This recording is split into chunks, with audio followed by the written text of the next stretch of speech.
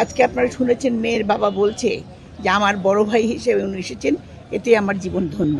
এবং প্রধানমন্ত্রী রাষ্ট্রীয়ভাবে এটাকে নিয়েছেন এবং তিনি তার বড় মেয়ের দায়িত্ব গ্রহণ করেছেন। এই যে রামিসা হত্যা, নৃশংস হত্যাকাণ্ডের বিচার, এটা খুব দ্রুত হবে এবং সেটা সম্পূর্ণ রাষ্ট্র সেই বিচার দেখবে। Lily premium gold soap 24 carat gold এনে দেয় রিয়েল গোল্ডেন গ্লো।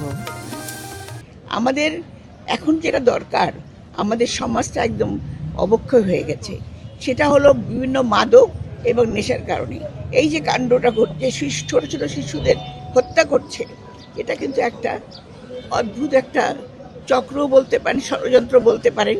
কারণ এই সরকার এসছে মাত্র 2 মাস হলো, সেখানে বিভিন্ন রকম এই সরকার যে কাজগুলো করতে যাচ্ছে তাকে বাধাগ্রস্ত করার জন্য অনেক রকম ষড়যন্ত্র চলছে। কাজে এটাও আমাদের স্মরণ রাখতে হবে এবং আমাদের জনগণের সচেতনতা বাড়াতে হবে।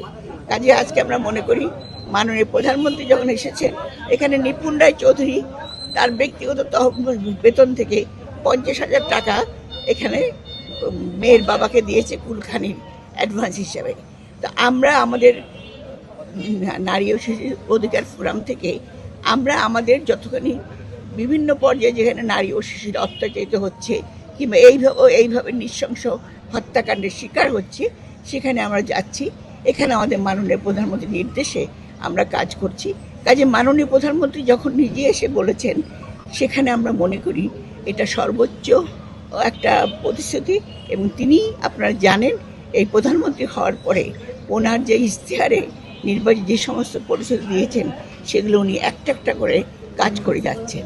তা আমরা আশা করব আপনাদের সহযোগিতা পেলে, জনগণের সহযোগিতা পেলে আমরা ইনশাল্লাহ এই যে রামিসার যে হত্যাকাণ্ড, সেই হত্যাকাণ্ডের প্রকৃত বিচার পাব। আমরা রামিসার বাবা কিন্তু একজন কর্মজীবী মানুষ এবং সে খুব টাকা কিন্তু সে আয় করে না। কাজে তার পক্ষে তার মেয়েকে স্কুলে পাঠিয়ে দেওয়া কিংবা তার বাচ্চাকে সর্বক্ষণ দেখাশোনা, এটা কিন্তু সম্ভব না। কি সেই জন্য অভিভাবকরা অনেকে, যারা আমাদের নিম্ন আয়ের মানুষ, যারা মধ্যবিত্তের মানুষ, তারা অনেক সময় হয়তো তাদের সন্তানকে প্রকৃত শিক্ষা দিতে পারে না। সেই জন্যই আমাদের যে যে নৈতিক অবক্ষয় হয়েছে, সেই নৈতিক অবক্ষয়ের জন্য আজকে আমাদেরকে, যারা আমরা সচেতন, আপনারা যারা সংবাদকর্মী আছেন, বিভিন্নভাবে বিভিন্ন পর্যায়ে জনগণকে বোঝাতে হবে। কারণ মাদক পাঠানো, মাদক দ্রব্য গ্রহণ করা, এখানে ভীষণভাবে একটা চক্র কাজ করছে। এখানে আপনি জানেন, আগেও বলেছি, একটা ষড়যন্ত্রের চেহারাও দেখা যাচ্ছে।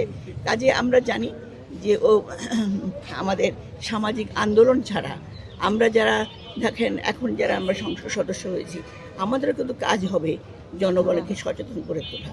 আমরা জানি সবাই এটাকে সামাজিক আন্দোলনের মধ্য দিয়ে, আপনি, আমি, সাংবাদিক মহল, বিভিন্ন পেশায় যারা আছেন, যারা বুদ্ধিজীবী, সবাই যদি আমরা একসঙ্গে কাজ করি, তাহলে নিশ্চয়ই এই যে ঘটনা আপনি বলছেন, এটার একটা গতি পাবো।